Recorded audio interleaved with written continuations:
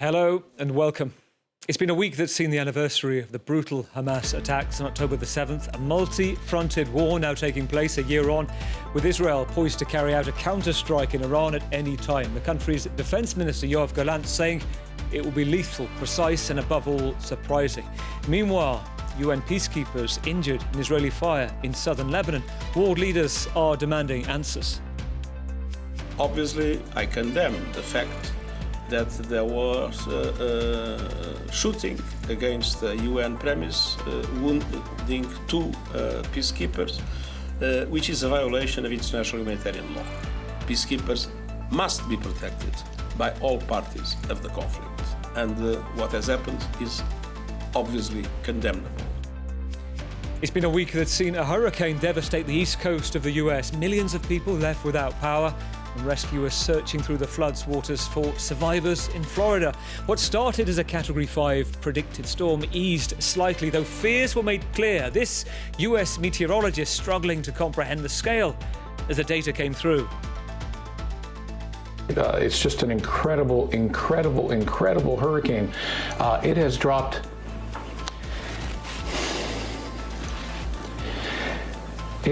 50 millibars in 10 hours. I apologize. This is just horrific. And it's been a week where two works of art have been trashed by critics, albeit first unwittingly. The repairman at a Dutch museum mistook these meticulously painted artistic recreations of the Belgian beer Jupiler for the real thing, and he binned them. And similar sentiments expressed by cinema-goers around the world this week after the release of Joker Folie à Deux, the much-anticipated sequel to Joker. After laughing all the way to the bank after the Oscar-winning billion-dollar box office success of the original, not this time. Showtime.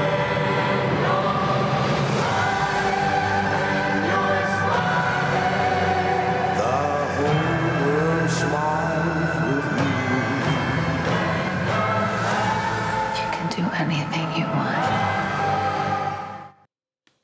With me from the World Press Corps and beyond this week, the journalist and author Agnès Poirier, whose book, The Left Bank, Art, Passion and the Rebirth of Paris, recently made it to the top 5 of The Economist's 5 most needed summer reads. A rebirth for the book itself, Agnès. Well, it was a divine surprise. Tell us about it. We're seeing it with a beautiful cover on this version as well. Tell us what it is, because I want to read this to you. American cover. The British one is actually better. I shouldn't be saying this. Let me say this to you. The critics say Agnès Poirier's chronicle of the city's modish past is a stylish feast. Well, people should read it and make their own opinion. It's about, Paris, 1940, 1950, and a lot of things happened there. Not only the occupation, but what came after. And Paris was this epicenter of ideas, of utopias. The first assembly, of the UN took place at the Trocadero. A lot of things happened then, and a lot of failures, but also some successes. And that was just before the Cold War started. So really, they tried to find a third way, although that's not how they called it, between, the US and Soviet Russia. And the European Union actually was born then, at least in ideas. Yeah. A little light, a little hope in what seems like a dark time at the moment. Leila Jacinta, International Affairs Editor at France 24. Evening, Leila.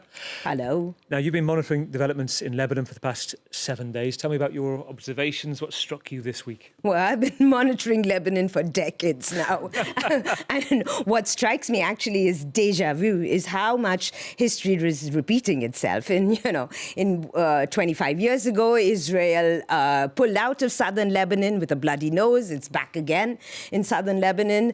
In 1982, Israel invaded southern Lebanon with this big plan to have a pro-US, pro-Israel government. That did not happen, and now we have these messianic views of reconfiguring the Middle East. So it's history repeating itself. History repeating itself. Dave Clark also joining us, who's seen a lot of history in your time. Seasoned correspondent of Agence France Presse in Paris at the moment, remembered by many, including me for your time in Brussels. You've covered more deployments than the Four Horsemen of the Apocalypse to pretty grim places in the past. And you've between a lot of different jobs right now. Am I right to say in Kenya, you've been to South Africa, you're all over the place? I'm going to Nigeria next, but my last full-time job for AFP was in Brussels, and that was very fun when we were covering Brexit. But that the fun had to come to an end at some point, and Michel Barnier came back to Paris to take up a new job, and so have I. Might be getting you to explain what Jupiler beer is as well at some point in this programme, Dave, as our Belgian expert. Also in London, Oliver McTurnan joins us, co-founder and director of Forward Thinking, and a former Catholic priest who spent more than 2 decades working in conflict and resolution in the Middle East. Great to have you on the programme with us, Oliver. I know from your past, you're a man that finds hope in the bleakest of situations. What sustains a sense of hope for you right now in the midst of a multi-fronted conflict of the Middle East? I think knowing people on all sides of this conflict, people who have sound judgment and who are capable of finding a solution that would be durable and would bring a sustainable stability to the region. That's the source of hope for me. And if you've been around long enough, you do develop those relationships and knowledge of people in that way. But that said, I think we're at a very, very dangerous and precarious moment. I think you're right. And that takes us into our first big issue of the week. At the beginning of the week, seen commemorations across Israel, marking 1 year on from the biggest attack of the Jewish population since the Holocaust. The first anniversary of the October the 7th atrocities came as Israel fights an intense and escalating war on multiple fronts. Ground and air warfare in Gaza, now in Lebanon too. Tens of thousands killed. Iranian-backed militants of Hamas and Hezbollah the targets. The UN peacekeepers shot at directly at the UN base, they say, 3 times in 48 hours. 4 injuries reported in what the UN describes as a grave violation of international law. Meanwhile, Western allies, including France, are demanding answers. Israel's ambassador to the UN says its peacekeepers should pull further back from the border. Israel claims the UN hasn't fulfilled its mandate of preventing Hezbollah to the area and needs to push back. There is only one path forward: implementing Resolution 1701 and 1559.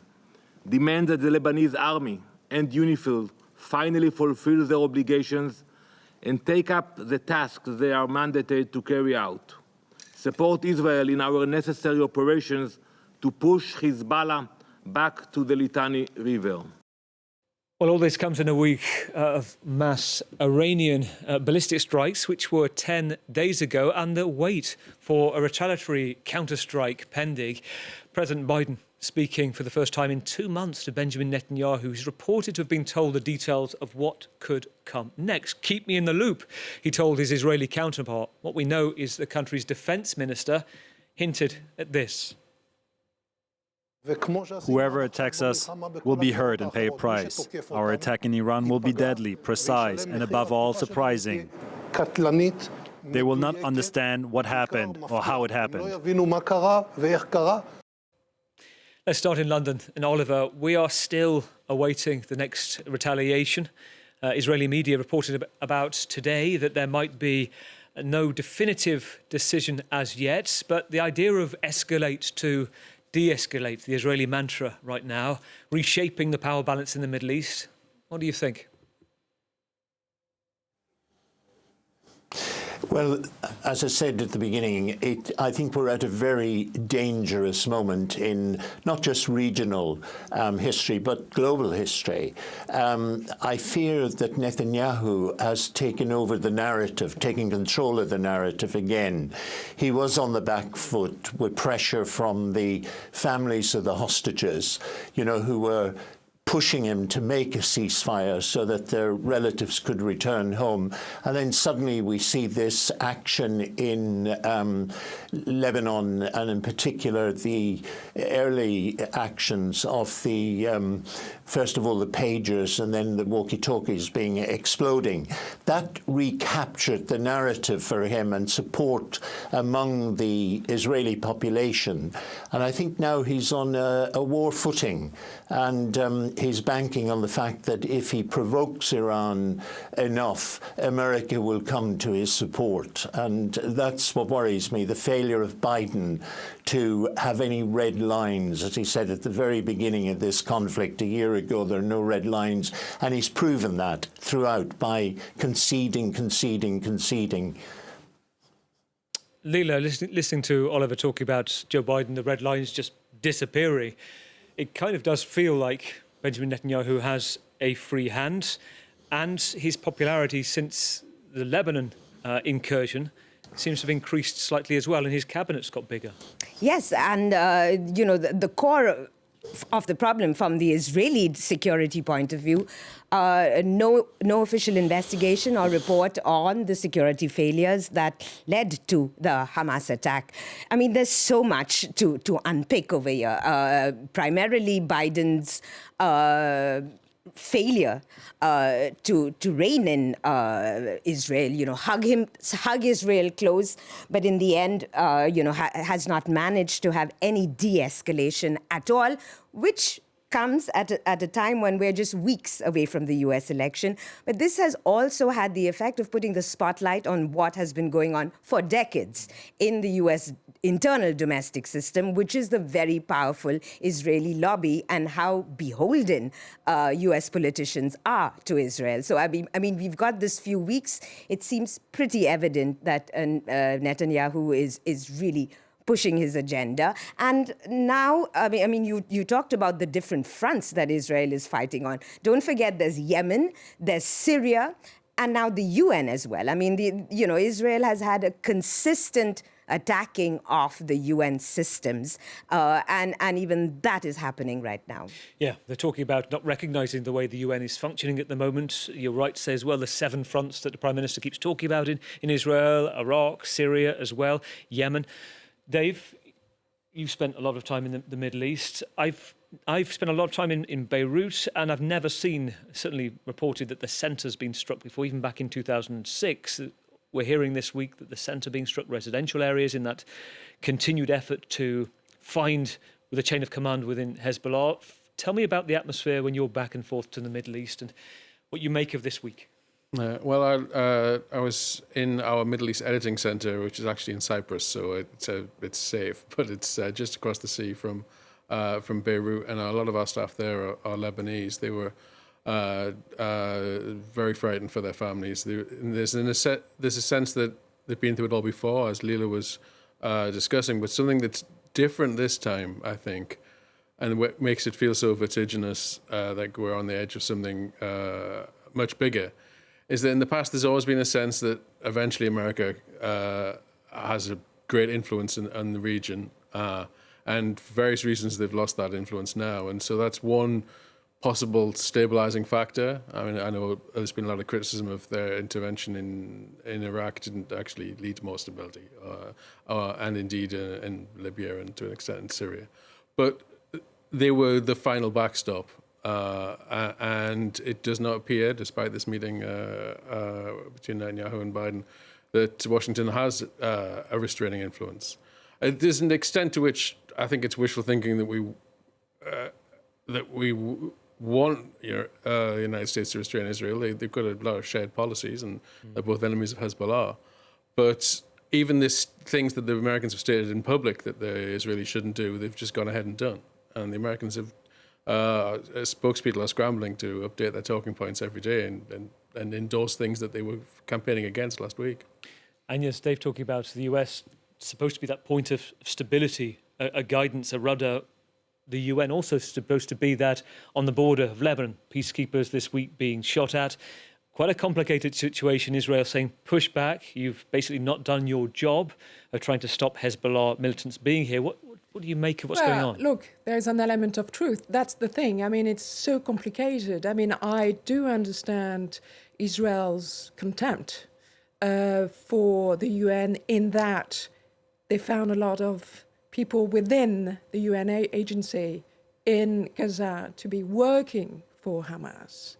Then, I mean, it's very shocking that Israeli soldiers should shoot at directly at UN peacekeepers. But on the other hand, Lebanon hasn't had a state. I mean, there's no functioning state, hasn't had, for years. Hezbollah has filled the void. So they are completely, and they are run from Tehran. So, you have a lot of sympathy for Lebanon, but there's no state. There are clans, there are families. The last president was assassinated. He tried to do something else.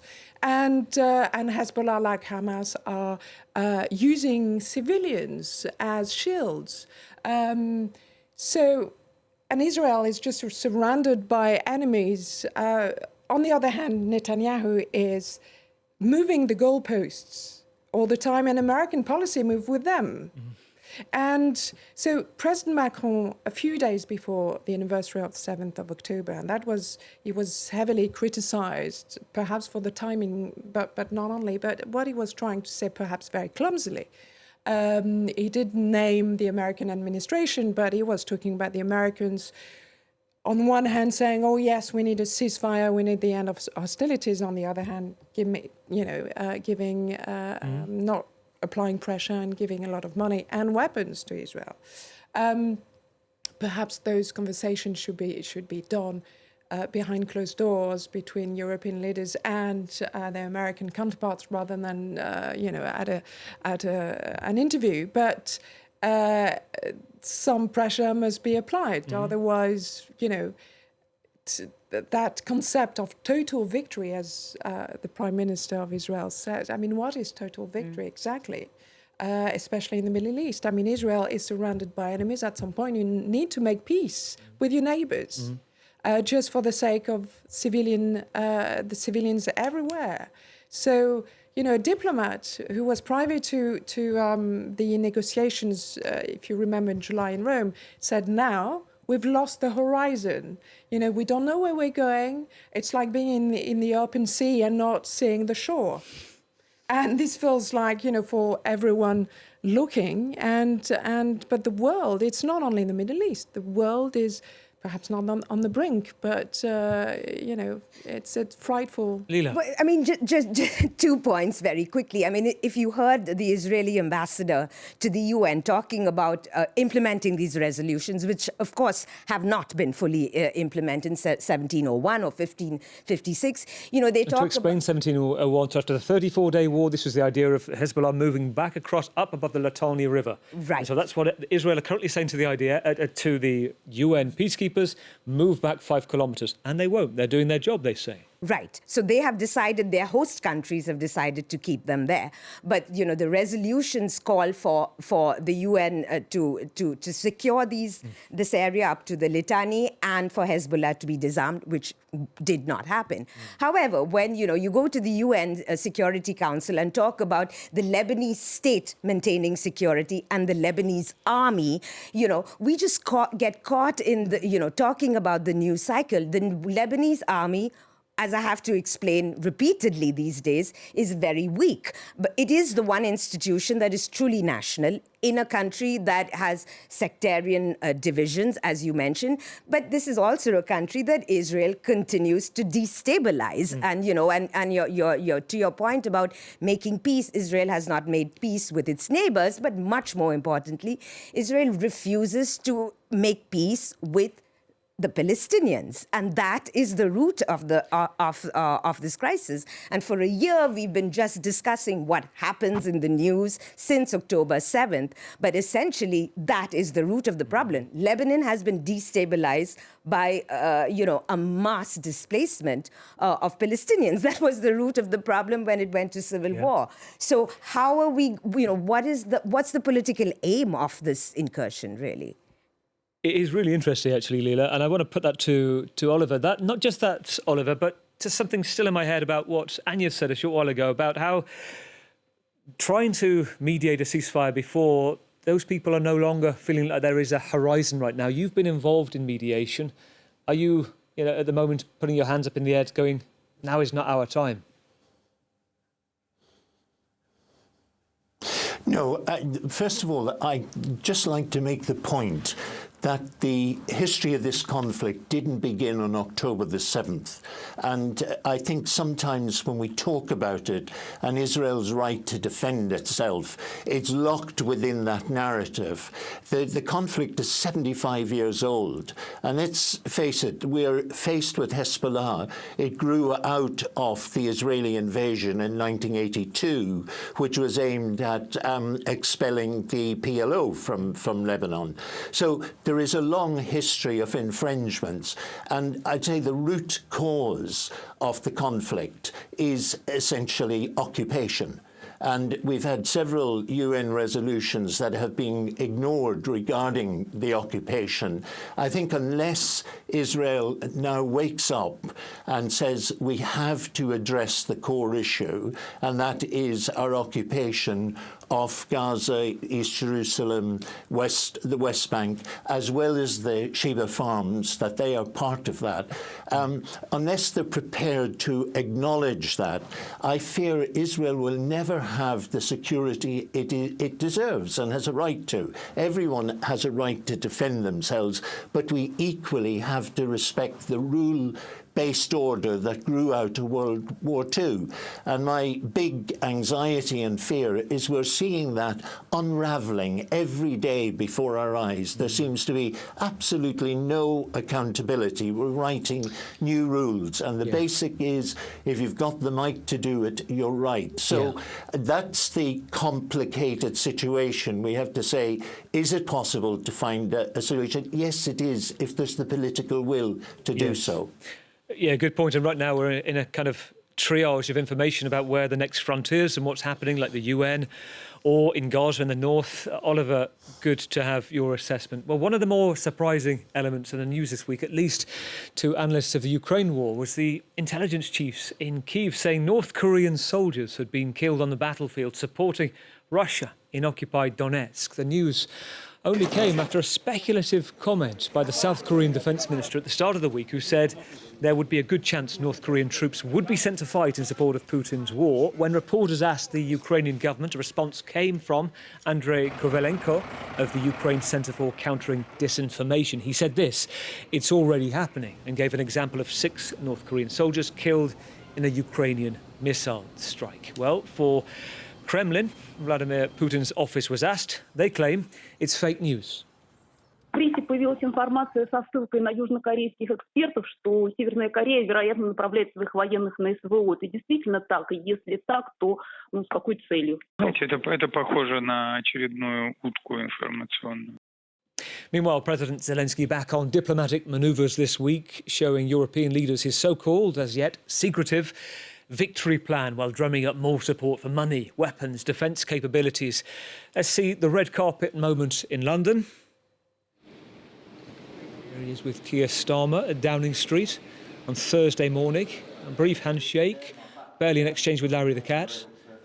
And then maybe the UPM's not a cat person, but maybe he didn't have time. Let's move across the channel to Paris.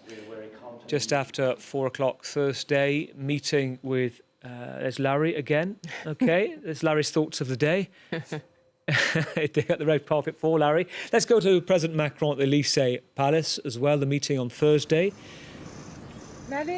Under heavy skies, incessant rain there. Then in Rome by the evening, 3 capitals in one day, meeting Prime Minister Giorgia Meloni. Fast forward the morning after, an audience with the Pope at the Vatican, who presented him with a display, a flower display of peace.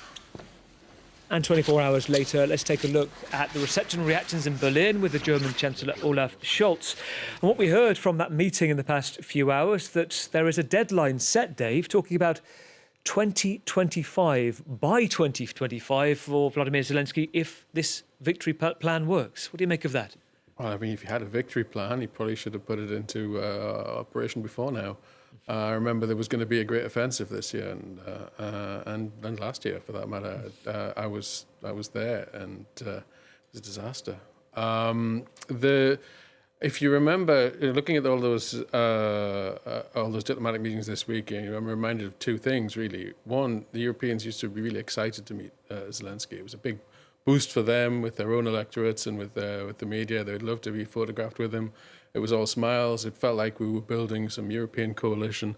And now he's just begging for his life now. He cuts a tragic figure. And the other thing that makes me think about, there was somebody he didn't meet this week. There was President Biden, who has a hurricane to deal with and is a lame duck in his own right. But I know it was the weather that meant that Biden couldn't come, but it's also a kind of preview of how the world will look for the Ukrainians after November the 7th if Donald Trump wins. And yes.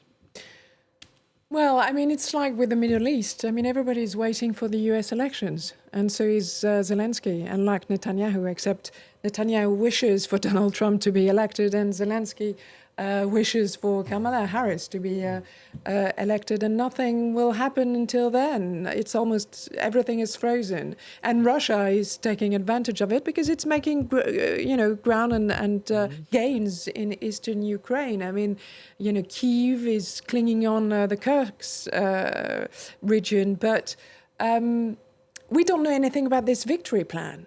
We know there are steps until Christmas, that Zelensky would like to see his European partners and allies and the Americans to give him authorization to use those long-range missiles inside Russia. He was hoping for Biden to greenlight it, but it didn't happen, and probably won't happen before the elections. He also met, I think, with Keir Starmer, NATO's new chief, Mark Rutte, because he liked the membership to be speeded. But some people who saw the victory plan in Washington regretted the lack of overall strategy. So I agree, there's an element of this now tragic figure. Before he was this heroic, I mean, he's still heroic, obviously.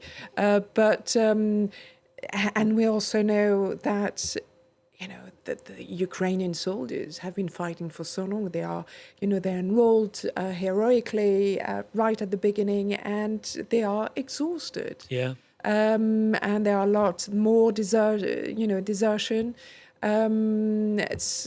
It's and also the other thing too is European partners. I mean, look at them. Macron is weakened.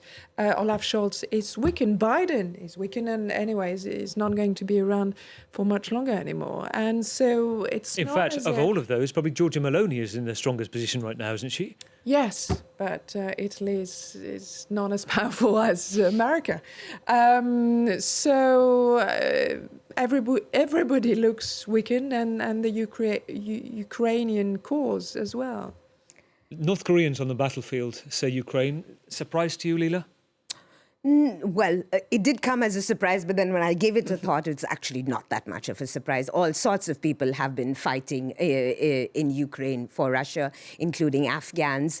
For North Koreans, it's an ability to get some battle experience, frontline experience, get some technical know-how from the Russians. And ultimately, North Korea drawing closer to Russia and China against an ever-weakening West.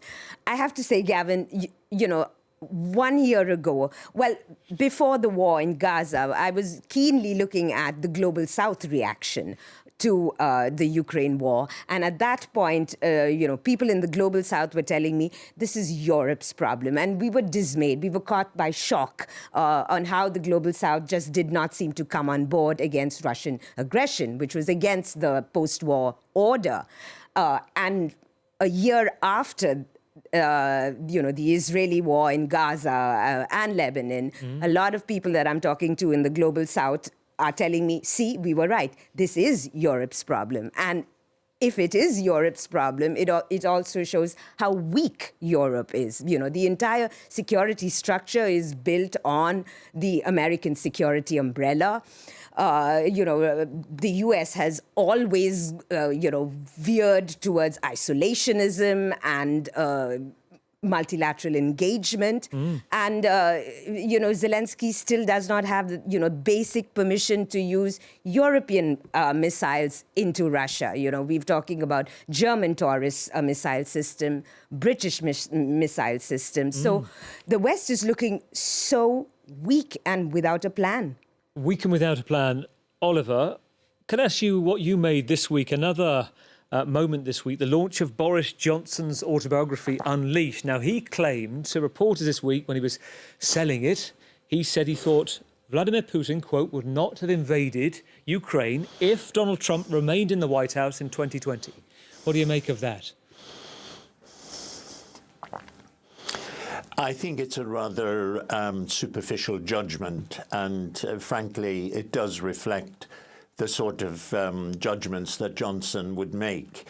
I think Ukraine is a much more serious issue, and I think even with Trump there, Putin would have risked it.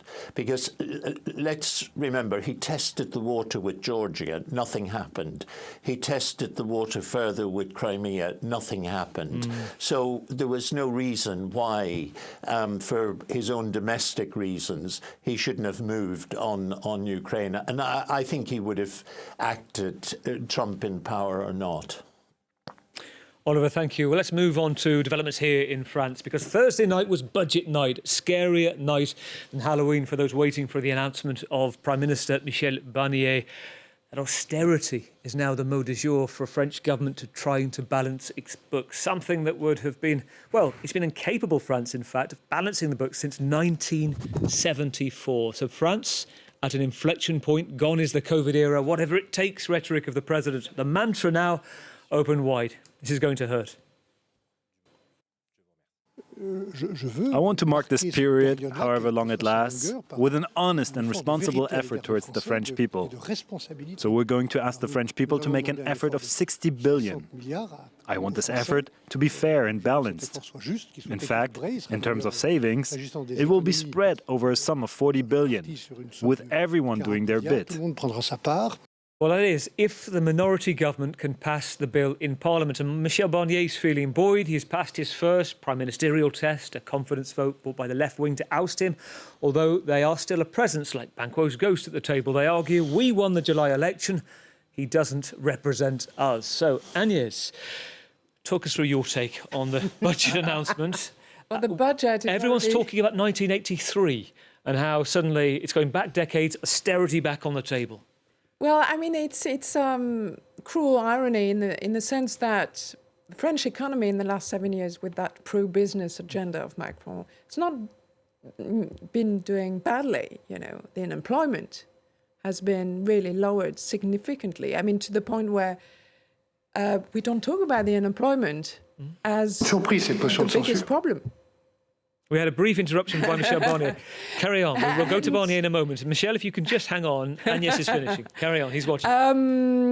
And also, you know, foreign direct investment in France. You know, France is biggest European country. I mean, the country where foreign direct investment is just flowing, you know, for the 5 years running. But President Macron is also responsible for not having curtailed at all government spending during those 7 years. So he's achieved a lot, but he's also let public spending just go on. Of course, there are accidents and crises that were not foreseeable, the pandemic, also the Ukrainian war, and each time he's tried to shield consumers and the French citizens who are not at all grateful. That's the way the French are. They are not grateful. But he still did it. But when you look also at the other reasons why public spending has been, you know, skyrocketing, is pensions. So it's, you know, no political leader, or at least, you know, the far right, the far left, also a lot in the left, want to repeal the pension reform.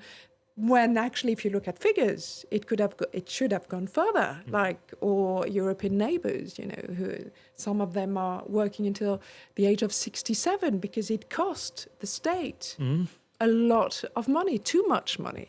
So, you know, so this budget is not, you know, making anyone happy because it doesn't really cut public spending so much, and public's expenditure in France is, you know, the highest in Europe. It could do with some reform or being managed better. And also there are quite a lot of tax rises for business and the wealthiest. But will it be enough? Let's take. You just mentioned the tax. Let's take a look. This is what our colleague, friend of the programme, Sophie Pedder at The Economist. This was the graph from The Economist this week about how heavily the French are taxed. If we can see it, and Gallery can bring it up, essentially showing us that of all the OECD countries, French tax to GDP is the highest. So it's going to be a tough ask. Dave, just arriving from Brussels to Paris. Look, the argument you can put forward from the government past is that this is the work-life balance, protections for the workers, good retirement. What's the view from Brussels over perhaps profligacy of France? Well, yeah, I'm moving back to Paris just when taxes are going up and public spending is getting slashed. Are you that wealthy, though? Terrible timing for this Brussels former Brussels resident. And there's a lot of French people who live in Brussels because they were avoiding a former tax, the impôt sur la fortune. Income tax is actually pretty high in Brussels, but people get out of it in various ways. The thing that strikes me as a former Brussels correspondent is that in the debate here in France, we're talking about the French national budget like it's independent, but the 3% deficit target is imposed on it by the stability mechanism. Mm-hmm. And I do have concerns that if the French electorate starts to associate austerity with European Union membership or membership of the euro, this will kind of boost Eurosceptic forces. And in any case, austerity just makes the electorate miserable, and miserable electorates turn to extreme measures. Well, we've seen it, haven't we, here in France? We've seen many protests, particularly, as Agnès was saying a moment ago, when it came to the pensions reforms. Now, the other question is, it's been a good week for Michel Barnier, Lila. My question to you is this: he's quite high in popularity ratings right now. Is he the man for the job? Has he got what Gen Z call main character energy? Oh, right. Now I'm supposed to look into the crystal ball. Look, it doesn't look good. This is a minority government, and they are making nobody happy. Tax cuts are not making the right happy, and tightening the belt, austerity is not making the left happy. So this is going to be a difficult one. But I mean, when Agnès was talking, I was just thinking about, there's the economics, there's also the politics, the messaging, and it is. I completely agree with you. Macron did Macronomics. He's a former investment banker. He did boost the economy. The pandemic, of course, boosts spending. But this seemed to come as a surprise to suddenly find that 6%, the deficit is at 6% of GDP. So obviously after far worse than Spain or Italy or countries that used to be criticized as exactly. So obviously after the pandemic, the belt tightening did not happen. But for that to happen, the politics and the messaging was so bad. All the reforms that had to be done, Macron just could not have the public on board. And so all these difficult things, which were going to be difficult in any way, the way he handled it, the way he was perceived to not take into account, public opinion, did not help him in any way, calling early elections. There was so much political heat, and these kind of measures. The public needs to understand. The public will not be happy, but it should not erupt. And a lot of this is personal style as well. Personal style is very interesting. Dave and I will know the personal style of Michel Barnier very well, who's got to steer this through for the government from his time in Brussels as Mr. Negotiator for the EU. He tried to interrupt a short while ago. Let's have a listen to him in Parliament, jousting. Monsieur Attal, I will be very mindful of your proposition. Very mindful. I know you, Mr. Ciotti, since a long time ago. I don't want to argue with you because I haven't got time.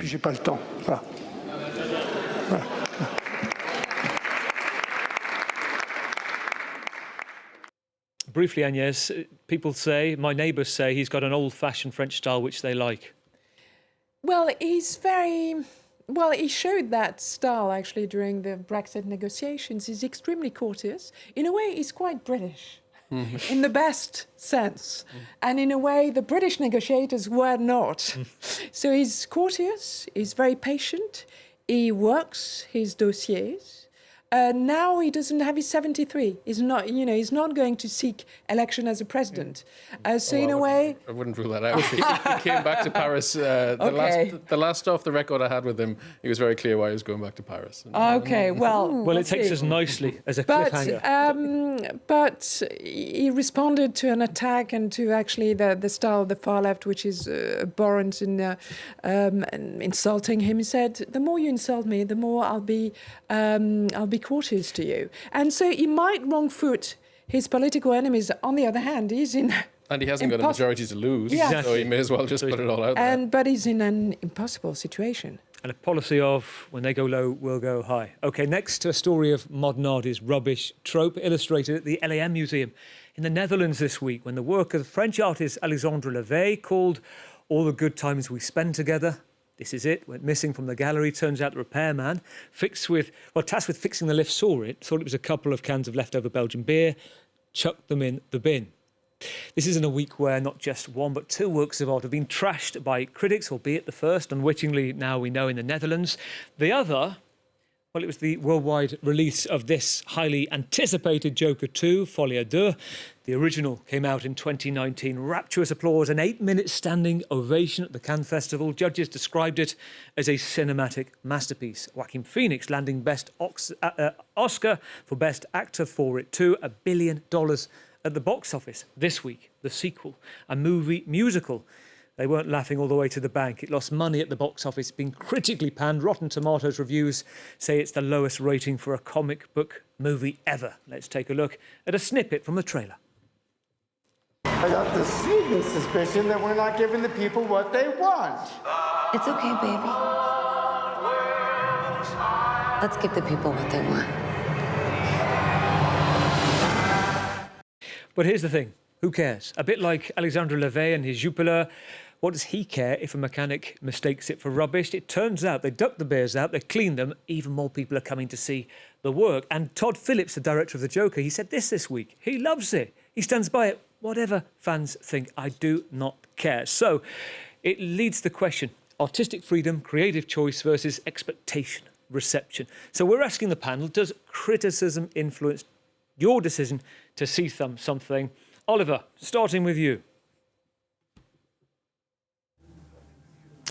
Well, no. And listening to that, I'm afraid that I could give The Joker a miss. It wouldn't make me rush to the box office. But if you get a good, review of an artist's work or some sculpture, I think there is a tendency to go and see it for yourself and make your own assessment of it. And yes, would you be running to the IMAX even if others, like Oliver said, he might not, but if others turn up the nose, do criticism bother you? Well, I started my career as a film critic, so and I still do occasionally do film criticism. Look, it does matter. Reviews do matter for small films, for books under the radar, and for art house cinema. It's very important, and festivals like Cannes, like Venice, like Berlin, and smaller festivals are very important because sometimes it's the only place where you have all international critics that see a film, that can discuss it, and therefore sometimes you've got all those wonderful stories of very, very small films, but they are masterpieces, and that's how they get to be bought by distributors in festivals, exhibitors. So yes, criticism do matter, but for a film like The Joker, of course it doesn't. It's huge. Hollywood films don't need, But on the other hand, the career of Alfred Hitchcock was made by French film critics, because he was considered as a commercial film director, and then suddenly some young French film critics of the new wave, before they became directors themselves, say, hey, hang on a minute, this guy is a genius. It takes us on, Dave. We have about 30 seconds, but I think you can do it in this time. The Netherlands exhibit gave a new lease of life to the French artists. The Jupiler cans being dug out the bin. Alexandre Levey is happy with it. Just for our non-Belgian friends out there, how would you describe the experience of a Jupiler? Jupiler is not Belgium's best beer, but I'm not surprised that the Dutch didn't recognise it. Perfectly summed up.